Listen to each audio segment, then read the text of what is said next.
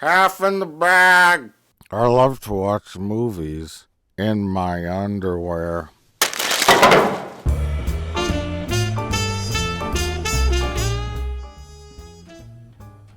So, Jay, have you heard the big news? No, what is it? They've decided to change the nickname, the casting couch, to every piece of furniture in Hollywood. Doesn't quite have the same ring to it. No. All right, you two. I've got some questions for you. Oh, God. Is it why we've taken 6 years to fix your VCR? What? Oh, is it why we stole your identity, opened up 6 credit cards, maxed them out, and then paid them off? No. Oh. Well, then it's gotta be, why did we dig up the corpse of your ex-wife and then display her on your porch? Just so that we could win a neighborhood Halloween decoration contest. Oh my God. Was it worth it? Is a $20 Applebee's gift card worth it? I think so. No. I heard you two idiots saw Thor Ragnarok. Yay! We love Marvel movies! Well, if you two love Marvel movies so much, then you should be very familiar with them. Especially your two favorites, Thor and Thor 2. This was the third one? Yeah, I love Thor 1 and 2. They're the most memorable movies in the Marvel cinematic universe. Part with Thor and his hammer. And so many memorable characters. Well, I got a few questions for you. Let's begin, shall we? All right, you two. I'm going to ask you questions about the Thor movies, and you're going to answer them. Well, I mean, this should be pretty easy. We've seen both of them. And they are very memorable. Right. All right, then. In the prologue to the first film, who did the Asgardians wage war with? The Kryptonians? I remember the Rainbow Bridge. How many realms are there, according to Thor? This is one we can guess on. 48. I say 2. Somewhere in between. 17. Lower. 14. Lower. 9. Correct! Name any of Thor's friends, the Warriors 3. Idris Elba. The girl. The girl. Pass. Fandral, Volstagg, and Hogun. Who can wield Mjolnir? Mjolnir? No, it's Mjolnir. Mjolnir. Who can wield Mjolnir? What is a Mjolnir? You just made that up. No, I did not. Wait, is a Mjolnir a person or a thing? Anyone who is worthy can wield Mjolnir. It's Thor's hammer, dipshit. Why is Thor on Earth in the first film? He gets banished by his dad. Correct! Good job. What ceremony was interrupted by a minor invasion of frost giants early in the first Thor movie? I know this. Loki was going to be crowned like the king or something? Thor was going to be crowned king. What other future Avenger makes his cinematic first appearance in the first Thor movie? It's Hawkeye. Bing! Yay! You got it, kiddo! That's the one scene I remember. I don't remember that at all. Yeah. Who are the villains in Thor: The Dark World?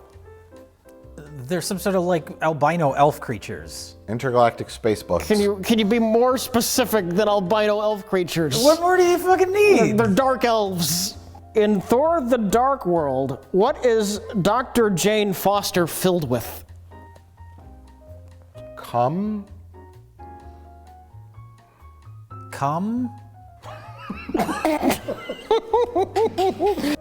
What is Thor's name?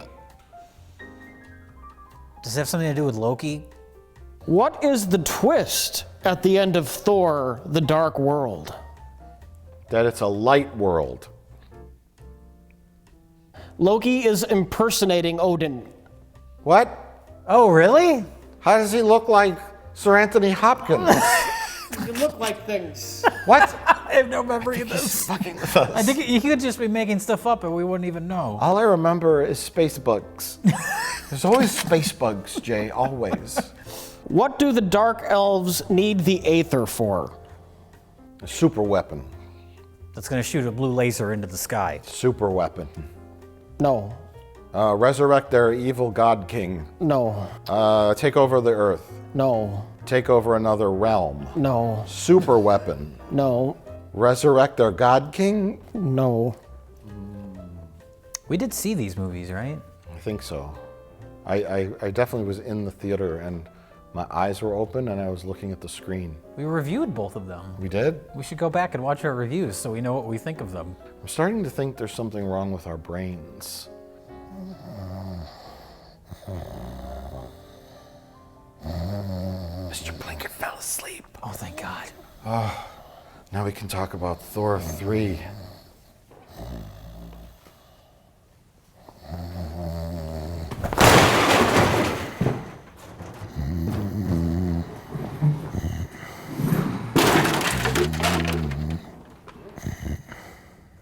Hey kids, it's more Marvel movie time. Thor Ragnarok is about 2 hours and 10 minutes long. Thor is doing some things, gets caught up in some kind of misadventure, and then has to stop a bad villain from doing a bad thing. Next. Well, everybody, we're here again to talk about the next film in the series of endless Marvel films called Thor... Justice League. Oh, what was it called? Thor Ragnarok. This wasn't Justice League? No, it wasn't. It clearly looked nothing like Justice League, Jay. But we're not here to talk about the Justice League. We're here to talk about movie 623 in the endless Marvel Cinematic Universe called Thor Ragnarok. Jay, what did you think about Thor Ragnarok? Wow, you sound really down on this movie. I've run out of steam. Is it just the Marvel fatigue is completely set in? Because I'm going to say I thought this movie was delightful. It's a case of how important the details in a movie are. Because when you look at it, like the plots and the just basic elements of what happened in it, completely generic. We've seen it a million times already. But there's so much. It's directed by Taika Waititi, who did a hilarious movie called What We Do in the Shadows. Which I've seen 2 times, maybe 3 times? I only saw it for the first time a few months ago.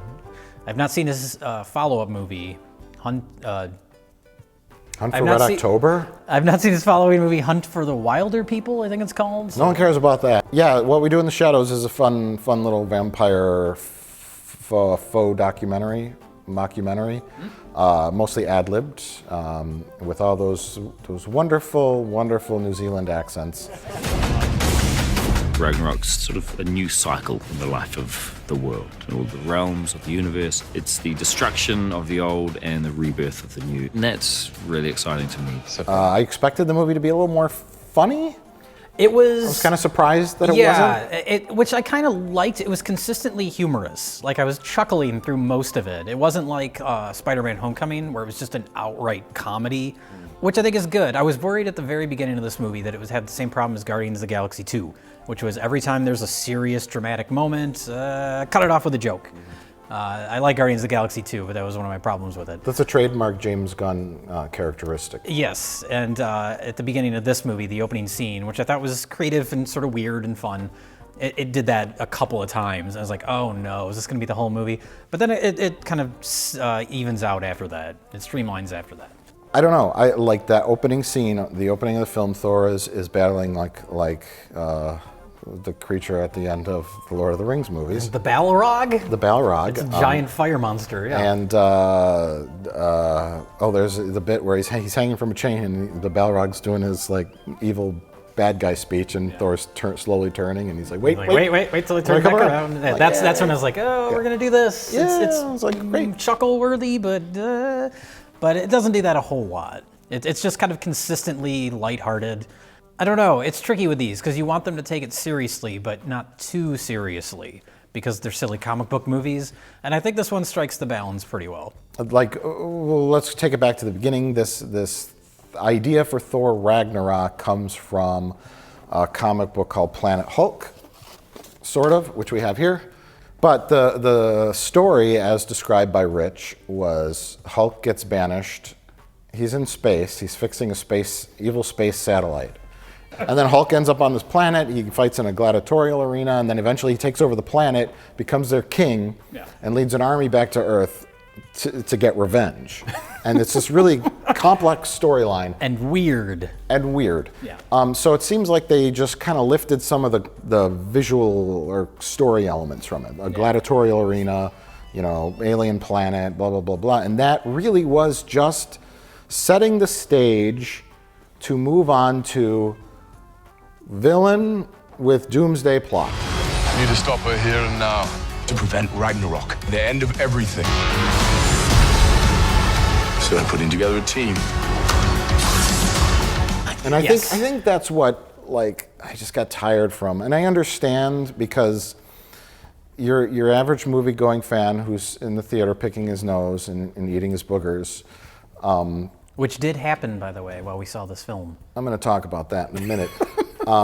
Isn't going to want to watch a story that's not Where's the bad guy? It's not boilerplate. It's not familiar to them. And I'm kind of ready for that at this point. I'm not saying I have superhero movie fatigue, but I'm going to be miserable watching the Justice League. I might even be miserable watching Star Wars because Justice League is going to be space bugs and bad guy at the end, and we have to learn teamwork.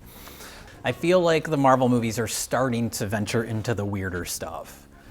Maybe eventually we'll get to a point where they'll make something really fucked up like Planet Hulk that doesn't have bad guy, has an army, and we have to stop them.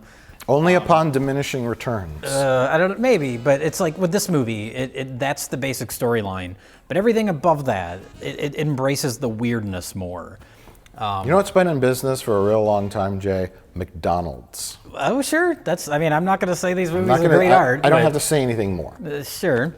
I mean, that's been said before. These are cookie cutter movies, but they are starting to, because when you mentioned our review of Age of Ultron, that was the point with these Marvel movies where it was just like, they all felt so bland, Ant-Man, they're all fine, they're all well made, but they just started to feel very generic. See, I like that this movie was colorful, it was weird, it had interesting characters, it had a lighter tone. Jeff Goldblum, they hired him and said, just be Jeff Goldblum, but you're in a space setting. But he wasn't in the movie. He was not in the movie enough. No. That's the problem was that this film had a great trailer. Oh, come on.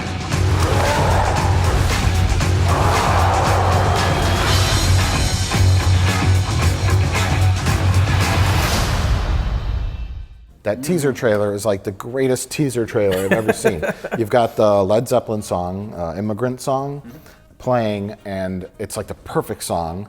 And you have all these visuals going on, and and a lot of the stuff that was awesome in the trailer, like the slow-mo of all the Valkyries on the flying Pegasuses. It's one shot and a flashback. It's one shot and a flashback, and then it's like, oh, look at the style, look at the visuals. This is so weird and great, and the song works. Whoa, that's different. It goes along with your theory. You do a weird, smart indie film. They push you up. Just immediately you're in the $200 million movies. Yeah. But then the facade crumbles, and then you get. It's like there's the foundation beneath this house made of cool things. The house made of cool things crumbles, and the foundation is there, which is bad guy, bad thing, doomsday plot, gotta stop bad guy, learn to work as a team, etc. Because that foundation, those pillars of concrete that hold up everything else, that's what the popcorn munchers and the nose pickers want, and they understand. That's what they understand. Yeah. See, it's interesting you say it crumbles under that foundation. I would say the movie is elevated because of what it adds on top of that foundation. This is a ball pit. It's a ball pit in a Burger King. Lots of colored balls. I want to jump in the ball pit. And then after a while, I realize there's a bottom to the ball pit, and that all the balls around me are covered in snot and popcorn grease, and I just want to get out of the ball pit. Cuts a picture of Patrick Stewart, and okay, let's just tangent here for a moment. I think I might be crabby. Okay. I'm crabby, Jay. Why are you crabby, Mike? Well, Jay and I talked off the record yesterday about a story that broke. It was not about sexual assault allegations. Are there other stories out there? There are. Oh. It was about the Disney company basically demanding a higher percentage of box office returns for Star Wars Part 8, and then also demanding longer runs in their biggest theater houses. Right. Which is fine if you have a multiplex with 38 screens. Star Wars is probably going to last 4 or 5 weeks. But if you have a little tiny theater with 1 screen or 2, it's going to hurt you. And it also is a way to monopolize the market by saying Star Wars is staying here. If you want Star Wars, it's got to stay here, but you can't bring in these other new films that are coming out. It's like kind of bullying the market a little, because Disney has the muscle to do that now. They're the empire. Yeah, they're the empire. They've altered the deal. I am altering the deal. So my initial thought was, ouch, don't do that, Disney. Movie theaters are something that's dying. And then today I thought, let them die. Let them die. Only today you thought that? It's been boiling up inside me. I thought, let them die. Keep the small art house theaters for the niche films here and there, because when I go to those, it's quiet, people are respectful. There's a boring ass movie on the screen that nobody wants to see but myself and a handful of other elderly people. Keep those running. But the multiplexes need to die because one, think of all the money you spend in a year buying concessions and buying movie tickets. You know what you could do with that money? You could buy an 80 to 120 inch high definition 4 or 8K television, right? Think about that. Let's talk long-term investments here. The people that we're talking about that go to these movies, they're not thinking about long-term investments, though. Well, I'm going to lay out a multi-point plan on a big thing. So with that money, you could buy a gigantic TV in your living room and or a high-speed internet connection. Studios then, when Star Wars The Last Jedi, for example, comes out, you want to watch this in your home, it's going to cost you $25 to $50. I know that's a model that I think some studios are working on, where you pay through the roof because you can have 4 or 5, 6 people come over to your house and watch it. Sure. So it ends up being about $50. I'll pay that. It's almost like a convenience fee, too. I would gladly pay more to not have to go to a theater and have people munch popcorn in my ear and make weird noises. The group of guys I sat directly next to in this theater, the guy I sat directly next to was horribly sick with a cold. He was visibly digging into his nose and eating his own boogers. And he smelled, and he was constantly coughing and munching on food in my fucking ear. And also, in the hallway leading into the theater, someone vomited all over the floor and nobody cleaned it up. I'm just so annoyed because I think I was just distracted the whole time because I'm trying not to breathe in this guy's coughing in my face. And I'm just like, oh God, when is the fucking movie gonna be over? So I think that it made a huge dent in my enjoyment of the film. Okay. And because I was distracted and the guy kept going, oh, wow. Oh, ooh, that's gotta hurt. I'm like, stop fucking talking! Yeah. Internalize! I will say it because I obviously enjoyed the movie much more than you, but when it was on the whatever that planet was, Jeff Goldblum's planet, the junk planet, he lands and it's just junk everywhere.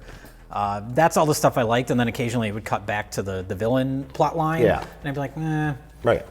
I was like, just get back to the weird stuff. That's the stuff I really liked. I never felt like the movie got bogged down by it. Maybe just because I really liked Cate Blanchett in it too, but it was definitely like they would cut back to Asgard and be like, Yeah, well, that's the thing is when you watch the trailer for it, that seemed kind of inverted, where it's like they're playing. We're getting away from Asgard and doing a whole new thing. Yes, yeah. It's inverted. It's like she's Asgard is dead, and then you see like the flames destroy Asgard, and then it's like and then I thought that was going to be the opening 10 minutes of the movie. Yeah. Cate Blanchett shows up. I'm bad lady. Blow up Asgard. I took over. Black Thor, you're banished. I've banished you to the junk planet. And then Thor, the rest of the movie, until the last 10 minutes, Thor is having adventures on Junk Planet and fighting in gladiatory arenas. He teams up with Hulk.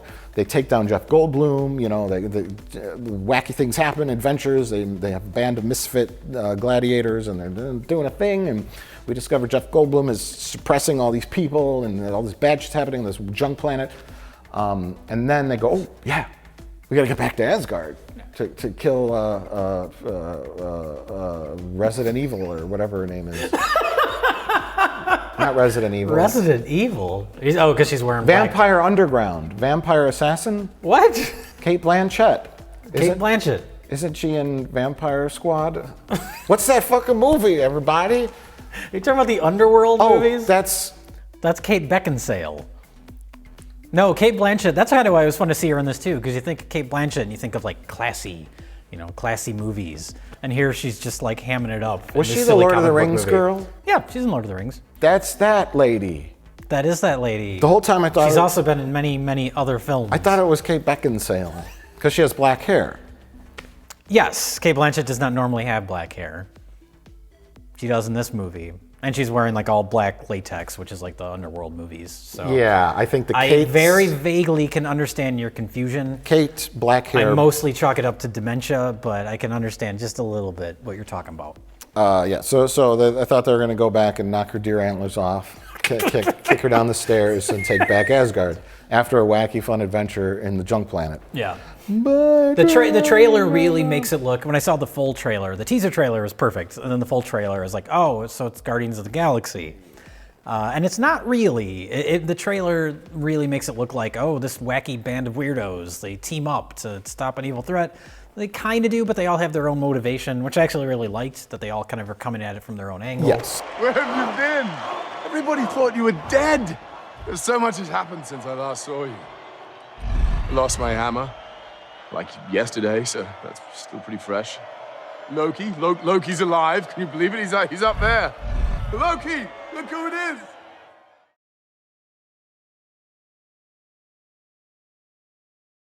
What's happened? Tell me, is it Jotunheim? Let me explain to Father. Father is dead.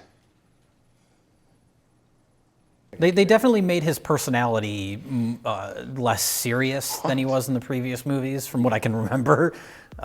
He's always just sort of like, and that sort of fish out of water stuff that was in the first Thor. I remember some of that.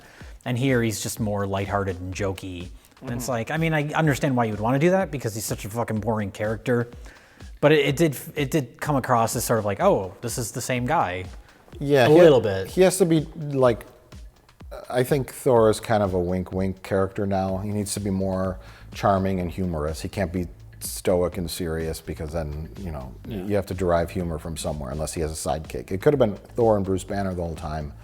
I like this stuff with them. It was almost like a buddy cop kind of back and forth. I like that stuff. But Mark Ruffalo wasn't in it enough to make that work. It needed to, like those two, like caught in some kind of jail underneath this gladiator arena, like all of that could have just been really, really fun. Yeah. One of the best scenes in the movie is the two of them when he's still the Hulk and they're just hanging out in that room talking. We're the same, you and I. Just a couple of hot-headed fools. Yeah, same. Hulk like fire, Thor like water. Well, kind of both like fire. But Hulk like raging fire, Thor like smoldering fire. Yeah.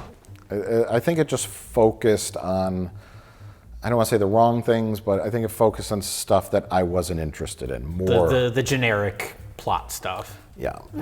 I mean, it is a Thor movie, so you have to do the Asgard, you have to do the Odin angle, the king, Loki, the brother, the family stuff, the throne, Asgard, and the citizens, and all that kind of stuff. It has to come into play because it's a Thor movie, but I was ready to see just an unrelated Thor/Hulk adventure on a planet that had nothing to do with Asgard. Can I talk about the music briefly? The score is by Mark Mothersbaugh from Devo. And it's the first fucking score in any of these Marvel movies that didn't feel completely generic and forgettable. There's a nice little, a lot of it is sort of the typical orchestral stuff, but then there'd be these nice little flourishes of this sort of synthy, Devo-y type stuff. And I was like, this is great. And it elevated, like there's when they're trying to escape to the, what do they call it? The Satan's anus or whatever it is. Oh, the devil's anus? The devil's anus. There's a nice little spaceship chase sequence there. And I was thinking, I was so not distracted by the music, but I was noticing the music. But instead it was scored with this sort of John Carpenter-esque kind of rhythmic, pulsating, synthy. I was noticed like, that. this completely changes the feel of this action scene. Yeah, I mean, it's fine action-wise. I mean, you have like a bunch of crazy stuff going on, like the Hulk is fighting a giant wolf. Oh yeah, and there's that too, which we didn't even mention. So It's like, we're getting to the weird stuff. It's just now is the time to break away from the bad guy wants to take over. Now is the time after this. To me, the weird stuff was in service of bland plot. And so, like I said, opening, Kate Blanchett takes over Asgard. 80% of the middle of the movie is them on the Gladiator planet. Wacky hijinks with Dustin Hoffman. Sorry, You're confusing that with real life now. Oh, well, whoops.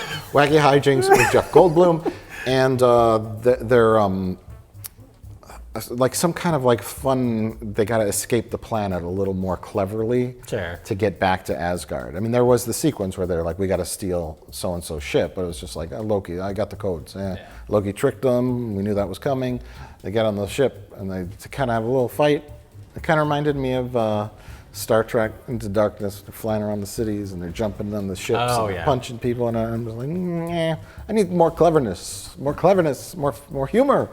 Do something funny with Jeff Goldblum. He brings out that vaporizing pain stick. Oh yeah, never comes back. Yeah, I wonder if there was more with him that they cut out of the movie right up his butt.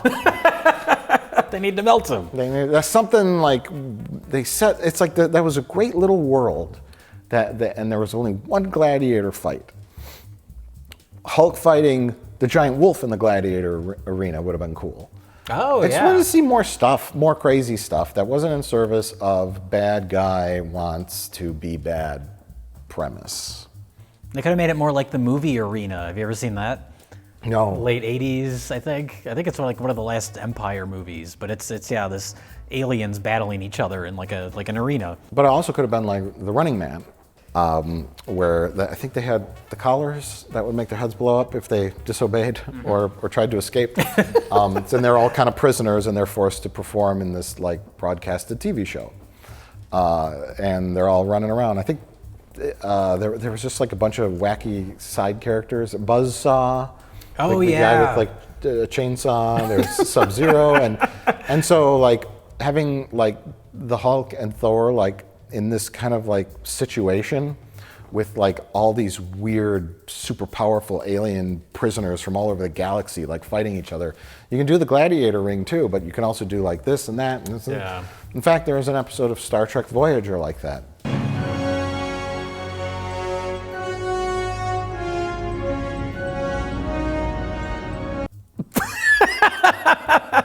It was the early acting career, I should say, of one Dwayne Johnson, a.k.a. The Rock. He was on Star Trek? He was on Star Trek Voyager, 7 of 9, because she's a Borg hybrid, got kidnapped by this giant spaceship that had all these satellite dishes on the top, and it transmitted a gladiator arena where you could watch it to all these distant planets, and everyone bet on it, and then so everyone fought each other in the gladiator arena. And 7 of 9 had to fight The Rock.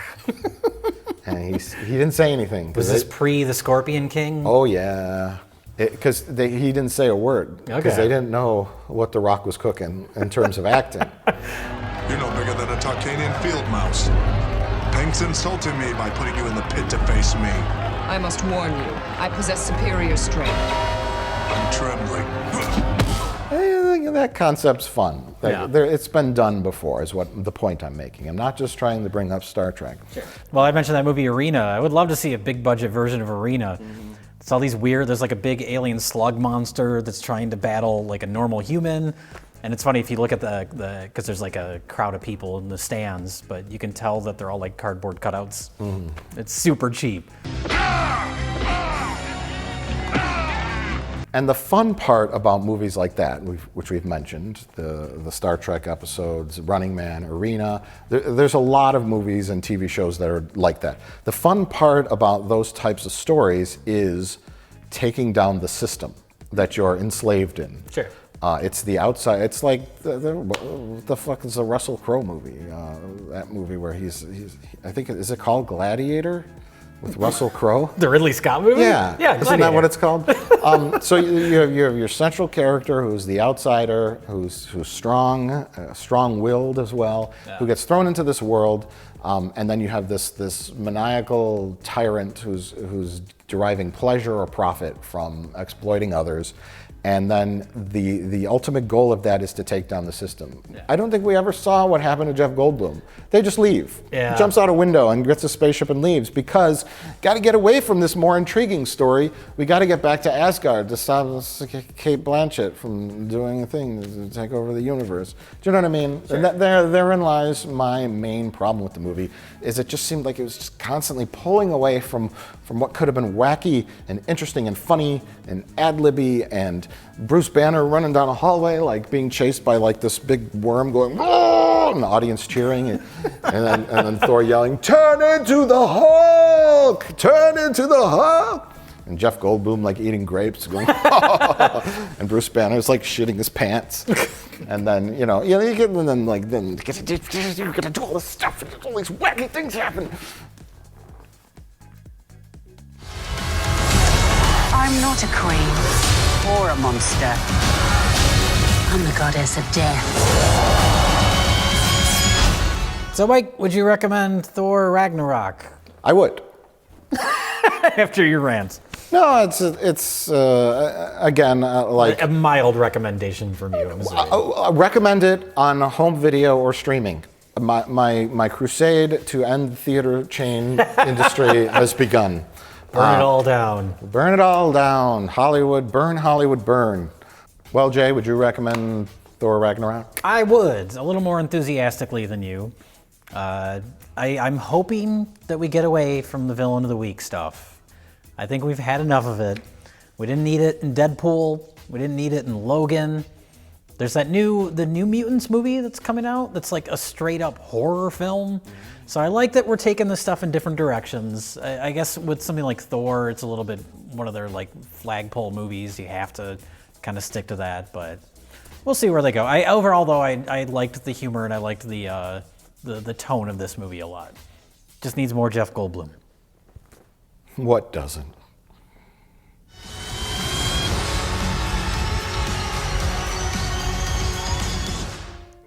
Well, Mike, I suppose we should move back to our regular chairs before somebody leaves a comment that we're sitting on opposite sides, because I doubt anybody has done that yet. I'm sure they'll wait till after the video is completely done before leaving a comment. Like, is Jay sitting on the left replacing Mike sitting on the left? Right. Is Jay replacing Mike, and is Mike replacing Jay? I'm sure nobody has left that comment because they've seen that people have already made those comments so much in the past that they're like, oh, it's been done, so I won't say it. So let's switch back before we get to the ending bit that we already shot. Okay.